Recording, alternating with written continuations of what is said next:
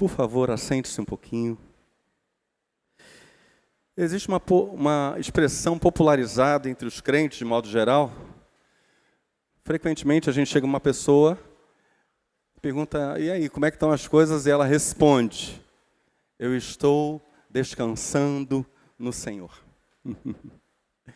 Normalmente essa expressão parece que é usada quando se deseja algo que seja muito especial. Por exemplo, um emprego, um casamento ou um casamento restaurado, um determinado bem, uma casa, uma moto, uma cura específica. Frequentemente pessoas dizem que estão esperando no Senhor.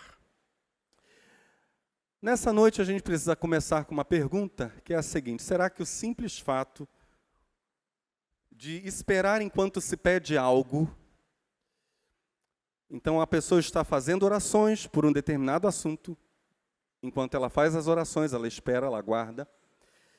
Será que esse simples fato de aguardar enquanto se pede algo é descansar no Senhor? Para respondermos essa pergunta, a gente precisa fazer outras perguntas, como, por exemplo, o que é descanso para Deus? E como o Senhor faz alguém descansar? Como Deus concede descanso? A primeira referência bíblica ligando Deus e descanso está em Gênesis capítulo 2, que diz assim: assim foram concluídos os céus e a terra e tudo o que neles há. No sétimo dia, Deus já havia concluído a obra que realizara e nesse dia descansou. Abençoou Deus o sétimo dia e o santificou, porque nele descansou de toda a obra que realizara na criação. O texto está dizendo para nós que depois que Deus concluiu toda a sua criação, parou. Não parou de sustentar a criação, não parou de olhar com um olhar de amor para a criação, muito ao contrário, mas parou para receber louvor, para receber amor, em especial do homem e mulher que criara a sua imagem conforme a sua semelhança. Com base nesse primeiro sábado, o sétimo dia da história do universo, Deus institui um sábado para descanso do homem. Seria um dia em que o ser humano não trabalharia, mas pararia para cultuar a Deus. Seria um dia não de mero descanso, mas de um descanso solene. Aliás, a Bíblia vai usar essa expressão mesmo. É um dia para parar e adorar. Ou seja, Deus para no sétimo dia, eu quero ver se nós estamos juntos no pensamento, para receber amor, ou, como diríamos, para receber louvor. Isso é o descansar de Deus no sétimo dia. Esse dia de culto marcaria especialmente a separação, no caso de Israel, marcaria especialmente a separação de Israel para Deus. Deus vai dizer para a nação, por meio de Moisés, olha, o sétimo dia é dia para vocês separarem para mim, para culto, para descanso solene. Êxodo capítulo 31. Então o Senhor o instruiu mais. Eu leio agora o verso 13. Diz ao povo de Israel que descanse no meu dia de sábado, porque o sábado é um sinal para que se lembrem da aliança que existe entre mim e vocês para sempre. É uma forma de vos ajudar a lembrarem-se de que eu sou Jeová que vos santifica. Sim, repousem no sábado, porque é um dia santo. Quem não obedecer a este mandamento deverá morrer. Seja quem for que fizer qualquer trabalho nesse dia, deverá morrer. Trabalha somente 6 dias, porque o sétimo dia é um dia especial de solene repouso, sagrado para o Senhor. Esta lei é uma aliança perpétua e uma obrigação para o povo de Israel. Será um símbolo eterno da aliança que existe entre mim e o povo de Israel, porque também em 6 dias fez o Senhor os céus e a terra, e descansou. No contexto bíblico, parou para ser louvado, para receber louvor. e descansou ao sétimo. A profecia de Isaías, muito depois de Moisés, esse texto de Êxodo 31, fala do Senhor a Moisés. A profecia de Isaías, séculos e séculos depois, demonstra com muita clareza a associação entre o descanso de Deus e o culto. Isaías 66, verso 1 diz: assim diz o Senhor, o céu é o meu trono, e a terra o estrado, a banqueta onde eu apoio os meus pés. Que casa me edificareis vós? E qual seria o lugar do meu descanso? Casa aqui é casa de culto, ou seja, Deus está dizendo, onde eu pararia para ser adorado? Eu vou repetir para nós entendermos claramente essa fala do profeta Isaías. O céu é o meu trono, e a terra o escabelo dos meus pés. Que casa, templo, que casa me edificaríeis vós? E qual seria o lugar do meu descanso? Porque a minha mão fez todas estas coisas, e assim todas elas foram feitas, diz o Senhor. Ou seja, Deus está dizendo, por meio de Isaías o profeta, eu posso parar para receber louvor, para descansar em qualquer lugar, pois a terra toda é minha. Mas para esse olharei, para o pobre e abatido de espírito, e que treme da minha palavra. Temos aqui alguém que é pobre e abatido de espírito e treme da palavra de Deus. Isaías concorda com o porquê do sábado segundo a lei de Moisés. Lembrando que nós não somos sabatistas no sentido de termos o sábado da semana como dia sagrado, e daqui a pouco eu vou dizer o porquê de não termos isso. Por causa do Novo Testamento, a gente vai chegar lá. Mas Isaías concorda com isso, com o porquê do sábado segundo a lei de Moisés. Levítico 19:30, guardareis os meus sábados e o meu santuário, olha a conexão de sábado, culto, descanso, culto, e o meu santuário reverenciareis, eu sou o Senhor. Levítico 23, verso 3, 6 dias trabalho se fará, mas o sétimo dia será o sábado do descanso, santa convocação. Israel seria chamado a se unir para prestar culto ao Senhor. Nenhum trabalho fareis, sábado do Senhor é em todas as vossas habitações. Quando a gente olha para a história de Israel, a gente percebe que esse era justamente, ou foi justamente, um dos grandes problemas da escravidão do povo no Egito. Não havia no Egito, preste muita atenção nisso, no Egito, Israel, por 400 anos, não possuía um dia sequer de descanso solene. Faraó exigia trabalho contínuo. O culto da nação, o culto do povo a Deus, não era possível. E essa ideia fica subentendida claramente, na repetição dos 10 mandamentos. Então, primeiro eles aparecem em Êxodo 20, reaparecem em Deuteronômio 5. E eu quero ler para vocês os versos 12 a 15 de Deuteronômio 5, quando a Bíblia dá para nós esse insight. Israel não tinha como cultuar a Deus no Egito. Guarda o dia de sábado, 10 mandamentos em Deuteronômio 5, para o santificar, como te ordenou o Senhor teu Deus.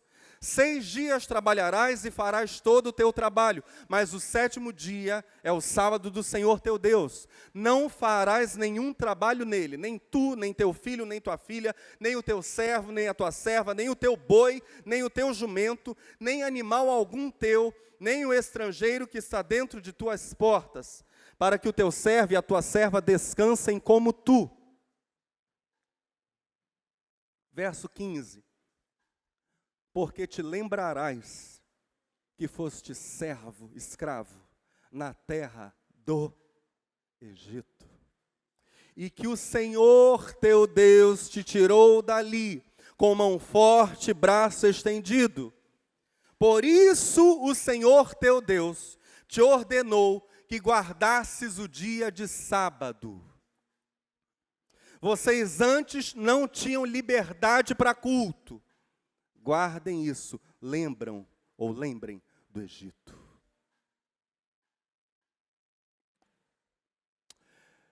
Estamos num país, graças a Deus, em que ainda há liberdade de culto. Aqueles que nasceram de novo não devem jamais se esquecer do Egito. No Egito nós não cultuávamos. Quem está entendendo, diga amém. No Egito nós não tínhamos liberdade para adorar ao Senhor, até porque não o conhecíamos. E o Senhor, com mão forte, braço estendido, porque Ele nos ama e ama a todos. O Senhor, com mão forte, com braço estendido, nos quebrou as algemas e nos ensinou a adorar. Hoje o que cantamos aqui, pulando, dançando na presença de Deus, se chama liberdade, porque Cristo quebrou nossas algemas. A libertação de Israel, diz Deus, seria uma libertação para o descanso. É o mesmo que dizer libertação para o livre culto a Deus. Isso fica claro no encontro de Deus com Moisés na sarça. Deus chama Moisés para libertar a nação de Israel. Em Êxodo 4, verso 21, nós temos parte desse encontro.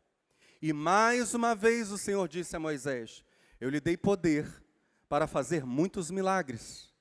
Quando você voltar para o Egito, esteja pronto para fazê-los diante do rei daquela terra. Mas eu vou fazer com que ele fique teimoso e não deixe o povo de Israel sair de lá. Então você lhe dirá que eu, o Senhor, digo o seguinte: Israel é o meu primeiro filho.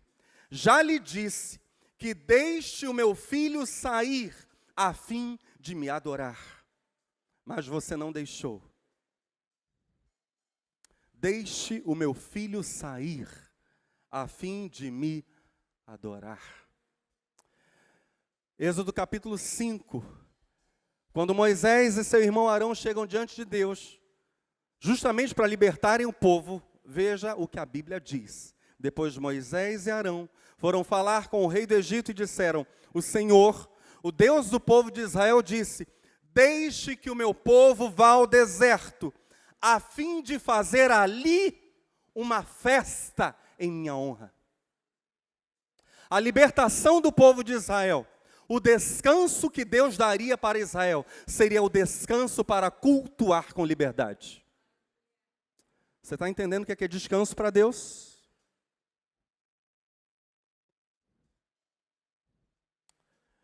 Quem aqui está descansando no Senhor? Aleluia.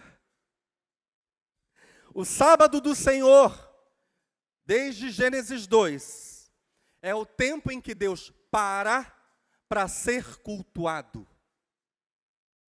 Para ser adorado. Enquanto o homem presta culto a Deus, o homem é santificado. É renovada a aliança de consagração do homem a Deus. E somente assim, no dizer de Deus, o homem descansa.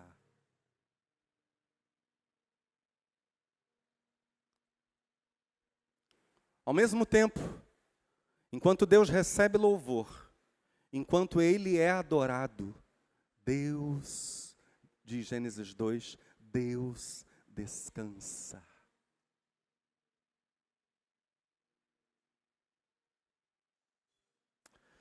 Mas ainda que a libertação de Israel do Egito fosse uma libertação para o descanso, ou uma libertação para o culto livre a Deus, sequer a terra prometida, Canaã, seria o lugar de descanso final para Israel.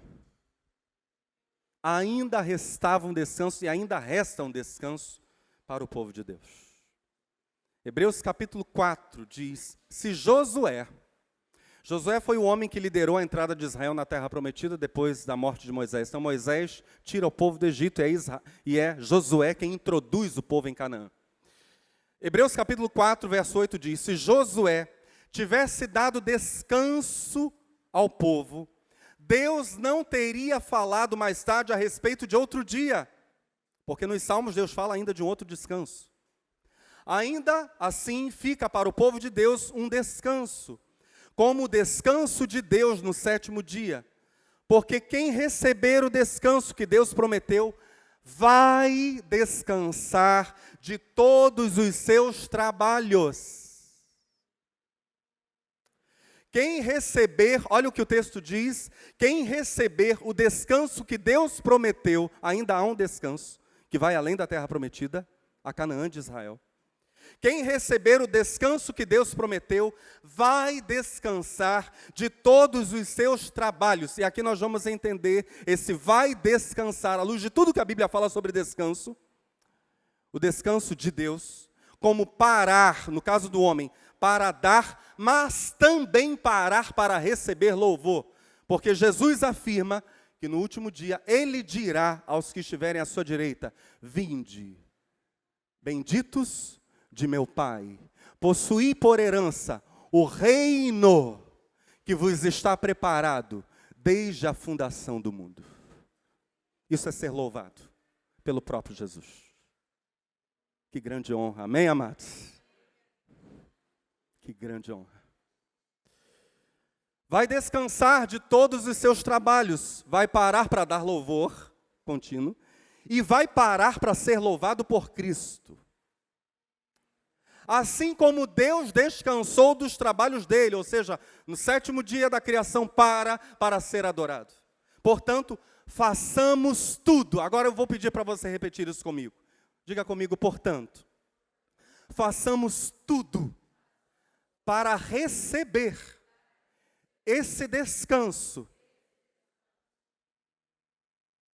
Façamos tudo, diz o texto, para receber esse descanso. E assim nenhum de nós deixará de recebê-lo, como aconteceu com aquelas pessoas, por terem se rebelado. Os judeus ficam fora do descanso de Deus, porque se rebelam contra Moisés e contra o Senhor. Recebamos, façamos tudo. Desde já, nós podemos identificar alguns princípios do descanso segundo Deus.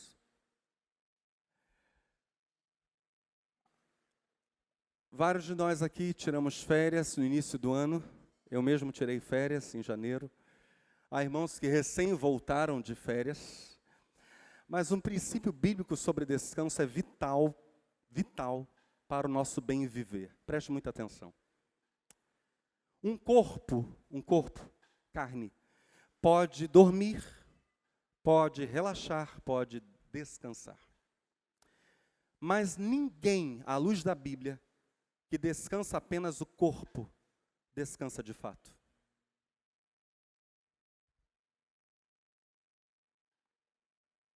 É preciso dar descanso para a alma.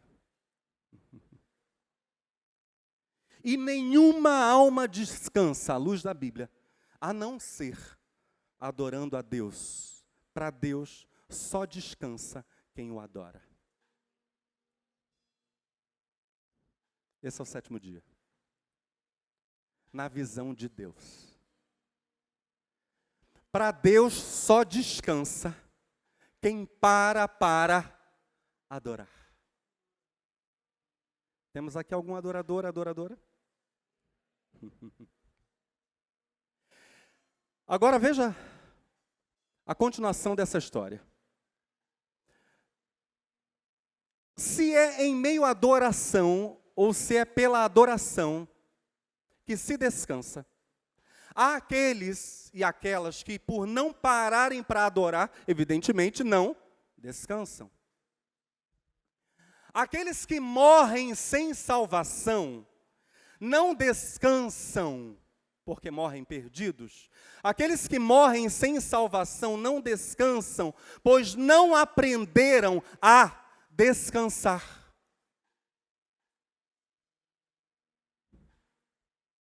Você já aprendeu a descansar? Se você aprender a descansar em vida, descansará depois da morte. Quem não aprende vivo a descansar, jamais terá descanso. Você está entendendo? Diga amém. Deus dará descanso, e Deus quer dar descanso. Aliás, Ele já começa a história do mundo dizendo, eu quero que vocês descansem. Ele é o Deus do descanso. Aleluia. Descanso para o homem inteiro, para a alma, para o corpo, para tudo. Deus dará descanso, diz a Bíblia, para aqueles que em sua vida terrena deixam claro para Deus, Senhor, eu quero descansar. E por isso eu te adoro. Eu preciso descansar em ti, meu Deus. Descansar é estar diante de um Deus que é adorado. Mas se uma pessoa, e aí a gente precisa fazer a pergunta, se uma pessoa espera por uma bênção específica, como foi dito no início da mensagem, uma cura específica, a casa própria, etc. Isso é lícito, não há problema nenhum em buscar essas coisas em Deus e orar por essas coisas, não há problema algum nisso.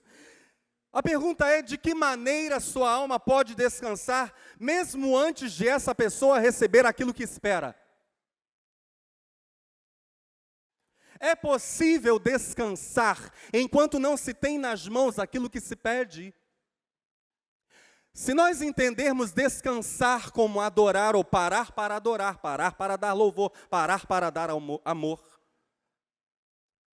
nós podemos retornar à fala de Moisés e encontrar claramente a resposta. Na verdade, a fala de Deus para Moisés em meio à sarça. Estamos juntos? Êxodo 4, 22 e 23, parte A, mais uma vez. Então você lhe dirá que eu, o Senhor, digo o seguinte: Israel é o meu primeiro filho.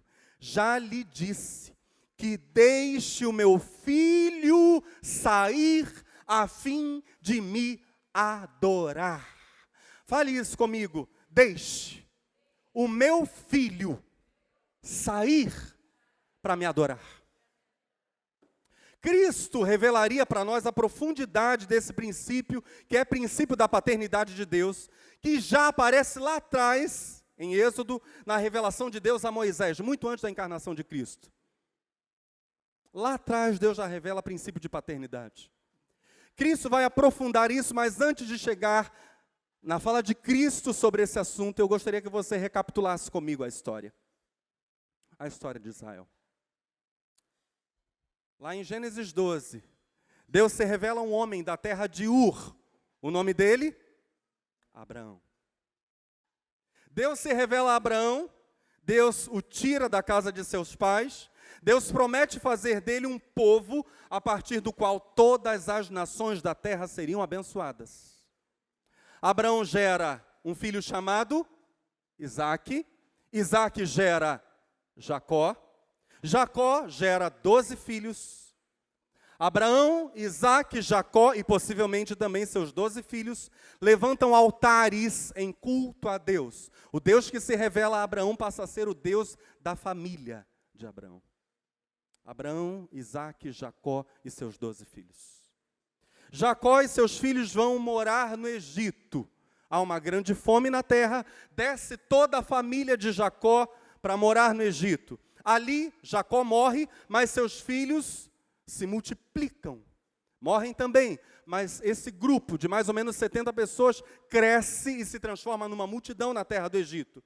Surgem 12 tribos a partir dos 12 filhos de Jacó. Essas 12 tribos vão se multiplicando, tornam-se um povo imenso, ao qual chamamos de Israel. Israel se constitui como povo dentro do Egito. E Israel passa a ser escravizada dentro do Egito. Ali, como escravos, os judeus não podem levantar altares a Deus, muito menos prestar culto público a Deus, como que nós estamos fazendo aqui hoje.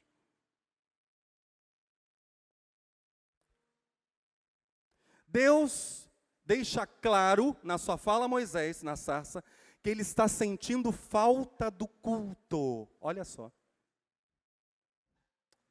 Deixa ir livre o meu povo fazer uma celebração para mim no deserto. Eu estou sentindo falta dos meus altares. Eu estou sentindo falta de comunhão com o povo de Israel, de comungar com a descendência de Jacó.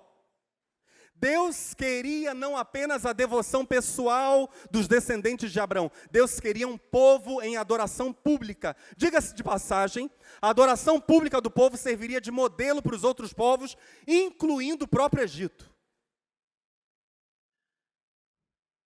Que todos vissem quão maravilhoso Deus é. Deus queria se revelar como Pai às nações da terra. A respeito desse povo, Deus manda Moisés dizer a Faraó: deixe o meu filho sair a fim de me adorar. Deixe o meu filho me cultuar. Detalhe que Israel era, naquele momento histórico, um filho que ainda precisava de uma bênção extraordinária e bem específica: a libertação da escravidão no Egito. Só que independente, e essa é a primeira fala na sarça, independente de Israel ser livre ou não, Deus amava seu povo, e Deus queria que o seu povo adorasse, vendo-o como Pai.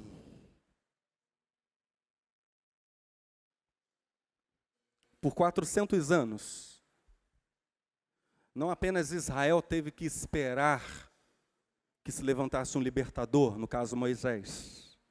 400 anos de opressão, mais ou menos, no Egito. Não é só isso. Não foi só Israel que teve de esperar. Preste muita atenção. Por 400 anos aproximadamente, Deus, e o que eu vou falar eu sei que dá um pano na nossa cabeça, mas eu vou falar porque eu preciso falar. Deus teve que esperar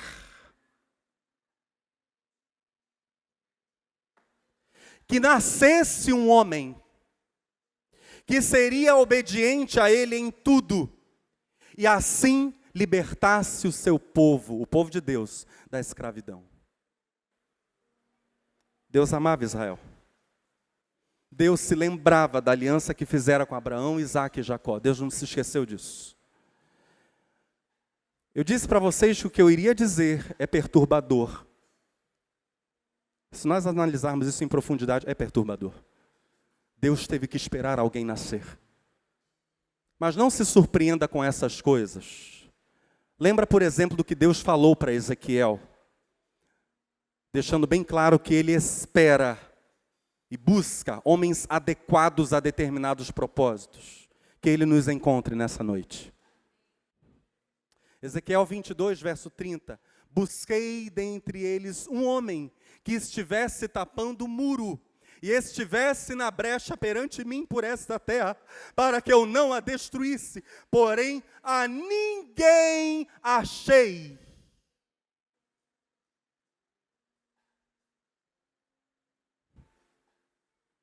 Ora, por que Israel ficou tanto tempo no cativeiro? É porque Deus não encontrou o que ele procurava.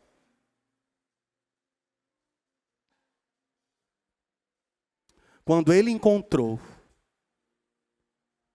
alguém cujo coração era inclinado, ele diz: Ete homo, aí está o homem. Jesus fala sobre isso em outros termos. Não é em Jerusalém o lugar que se deve adorar, nem em Samaria, porque Deus busca.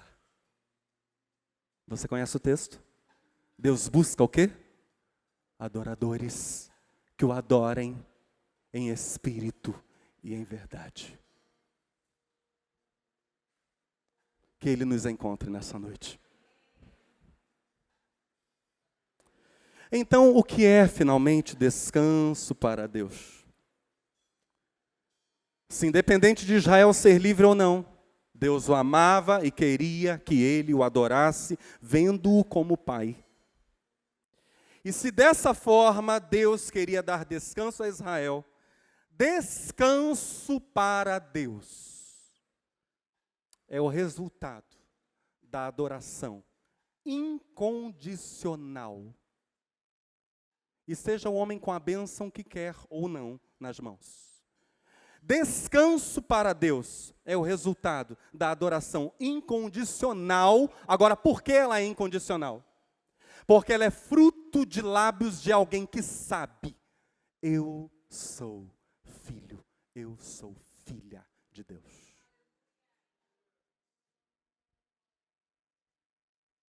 Sabe ser filho. Temos aqui alguém nessa noite que sabe que é filho ou filha. Sabe que foi lavado no sangue de Jesus. Sabe que foi adotado como filha, como filho de Deus.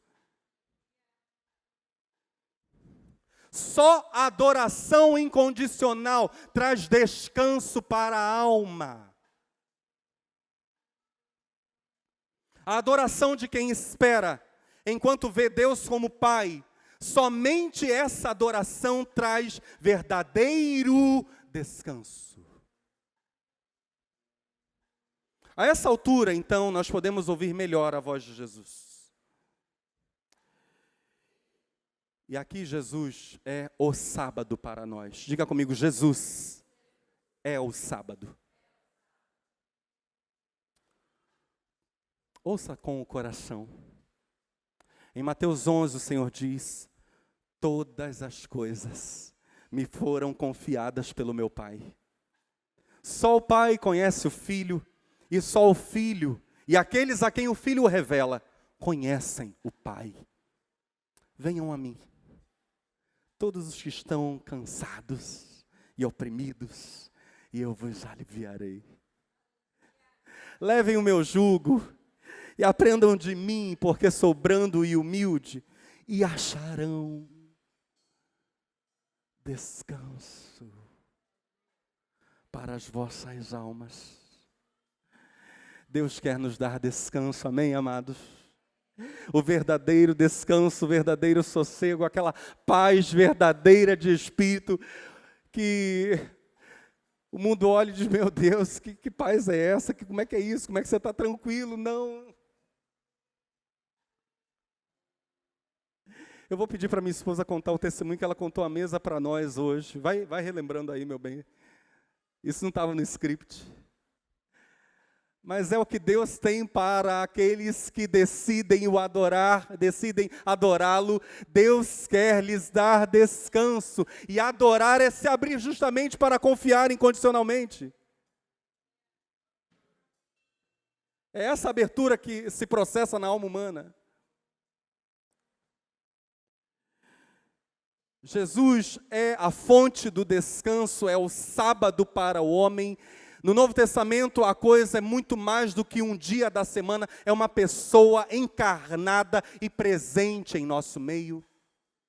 A fonte de perene descanso, na verdade, a fonte de descanso eterno, Jesus de Nazaré.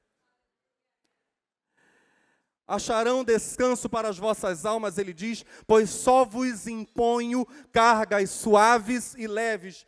E antes de minha esposa contar esse testemunho poderoso, a pergunta que precisamos fazer é: que cargas são essas?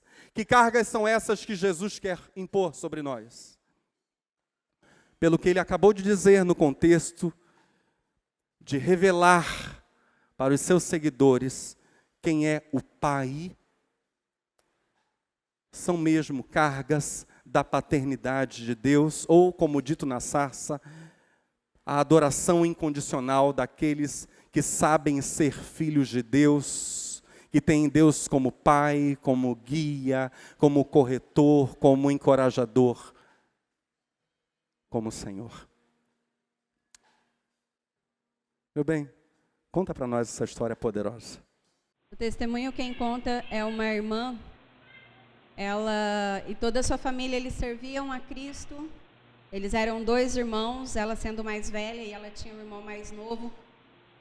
E esse irmão mais novo, ainda já numa idade bem pequena, ele foi classificado como gênio.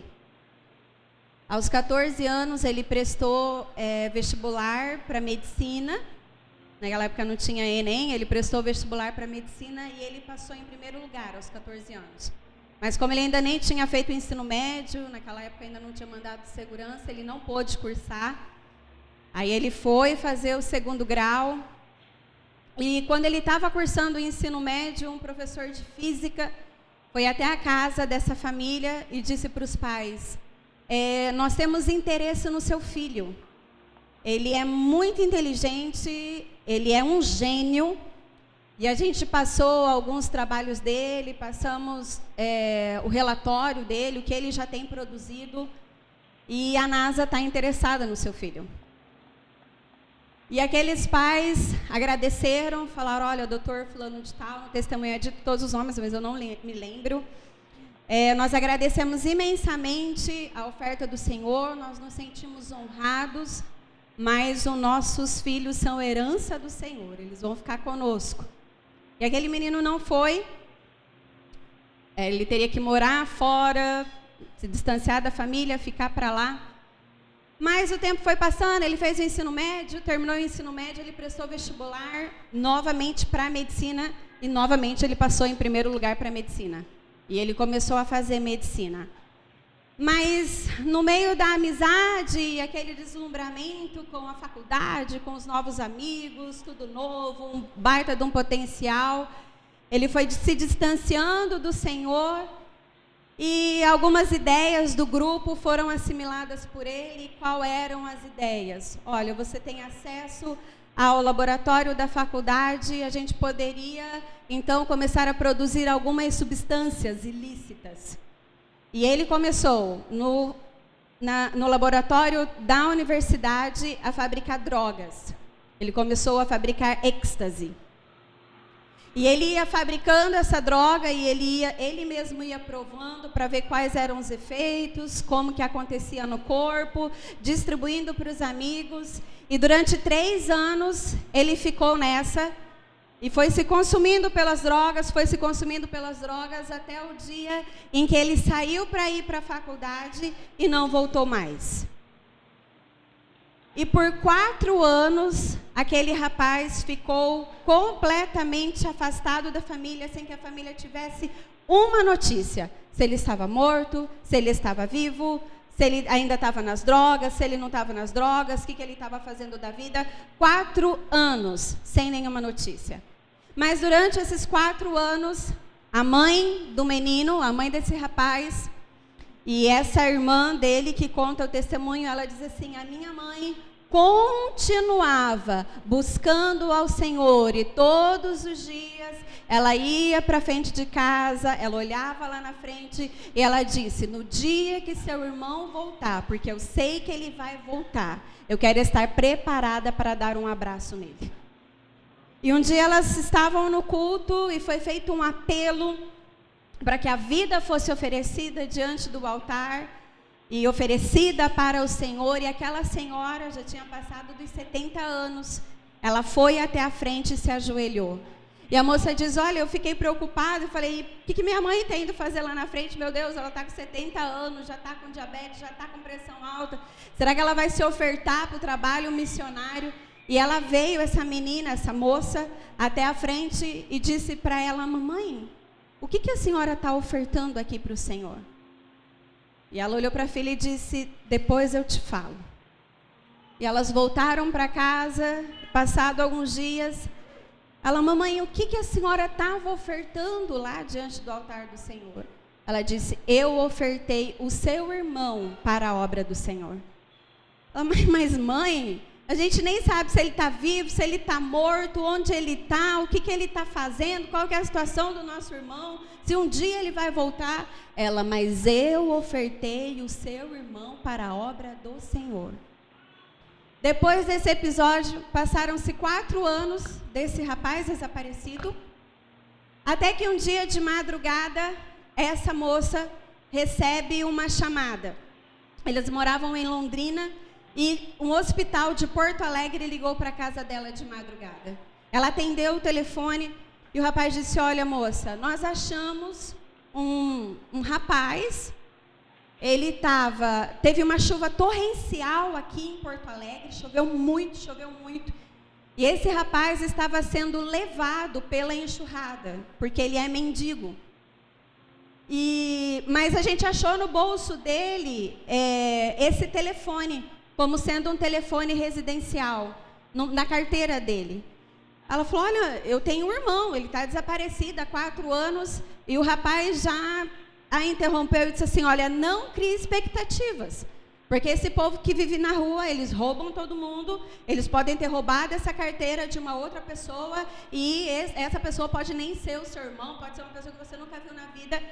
E ela disse que nesse momento a mãe dela já tinha atendido a extensão, também atendeu a extensão, e a mãe dela começou a gritar no telefone, Deus é poderoso, o Senhor é maravilhoso, esse é sim o meu filho. E ela comprou a passagem, no dia seguinte ela estava lá em Porto Alegre. Quando ela chegou em Porto Alegre, foi dado todo o diagnóstico do rapaz. E a filha ligou então para a mãe e perguntou, mãe, como que está o meu irmão? Ela falou assim, tá bem, seu irmão está bem. Ela falou, mãe, mas o pessoal do hospital, quando eu liguei, tinha falado que ele estava sem enxergar, sem falar, sem dente nenhum, sem unha nenhuma, sem cabelo nenhum. Ela falou assim, mas o pulmão dele já estava completamente comprometido, estava com água no pulmão, inclusive. Ela falou, mãe, como que a senhora fala que ele está bem? E ela disse, o seu irmão está vivo. O seu irmão está vivo, ele está bem. E ela disse, aquela mãe disse para a menina, você vai comprar uma passagem para mim, porque amanhã nós estamos voltando para Londrina. Mãe, não vão deixar a senhora sair. Como que a senhora vai voltar sem o meu irmão? Como que ele vai ficar aí sozinho? Ela falou, mas quem disse que eu vou voltar sozinha? Eu vou voltar com o seu irmão. Ela falou, mas não vão deixar a senhora sair daí do hospital com o meu irmão nesse estado. Ela falou assim, olha, a irmã fulana vai vir aqui junto com as irmãs de oração. Ela falou assim, gente, como que a minha mãe achou essa irmã e essas irmãs de oração? Eu não faço a mínima ideia. Ela falou assim, elas vão vir aqui hoje à noite, nós vamos orar e amanhã a gente volta. Manda as minhas passagens, manda a minha passagem e a passagem do seu irmão. E ela diz assim, sabe quando você compra aquilo e você fala, cara, beleza, meu dinheiro foi embora, foi pro lixo, gastei meu dinheiro à toa. E quando aquelas irmãs foram lá orar por aquele rapaz no hospital, Deus operou tão poderosamente que elas foram expulsas do hospital. Por quê? Porque enquanto elas oravam pelo rapaz, enquanto elas clamavam a Deus pelo rapaz, era enfermeira sendo batizada no Espírito Santo, era médico chorando, confessando a sua fé em Jesus Cristo. Foi um rebuliço no hospital. E no outro dia, aquela senhora voltou juntamente com o seu filho para Londrina. Chegando em Londrina, eles procuraram um dos neurologistas mais conceituados à época de Londrina, que era inclusive amigo dessa irmã que estava contando o testemunho. Aquela mãe, junto com a irmã e o filho, foram até o neurologista. Ele fez uma bateria de exames e ele falou assim... Janelce, uma coisa assim, o nome da mulher, eu não lembro. Ele falou assim, olha, eu vou te falar uma coisa. Não há nada que possa ser feito pelo seu irmão. Ele passou anos usando drogas pesadíssimas. Ele torrou praticamente os neurônios. Várias coisas do cérebro dele foram completamente comprometidas. O que a gente vai fazer é o seguinte... Nós vamos cuidar dele, o cabelo vai voltar a crescer, a unha vai voltar a crescer, a gente pode colocar algumas próteses dentárias, ele vai ficar com uma aparência melhor, ele vai ganhar peso, mas o seu irmão não vai voltar a falar, o seu irmão não vai voltar a enxergar. E ela fala que a mãe dela é uma pernambucana de 1,45 m, e o doutor era um grandão de 200 quilos, 1,80 m. E ela chegou no doutor e falou assim, doutor fulano, eu respeito o senhor é amigo da minha filha, obrigada pelo seu parecer médico, Mas o Senhor fala da perspectiva humana, de médico. O Deus que resgatou o meu filho é poderoso para transformá-lo, para curá-lo. Eu consagrei o meu filho para a obra do Senhor. E ela diz, olha, para resumir o testemunho. Lembram que ele, ainda pequeno, ele foi classificado como o quê? Gênio. Ela falou, hoje o meu irmão é tão ou mais inteligente do que quando ele entrou na faculdade. Hoje ele é professor de grego, é professor de hebraico, hoje ele é reitor de uma escola teológica em São Paulo, ele terminou medicina, cursou psicologia e ele falou que a maior riqueza que o Senhor deu para ele foi o rebanho que o Senhor confiou a ele, porque hoje ele é inclusive pastor. Lá está ele servindo a Jesus. E ela termina dizendo, Deus é poderoso para pegar alguém na lama e transformá-lo em um homem honrado. Esse é o nosso Deus.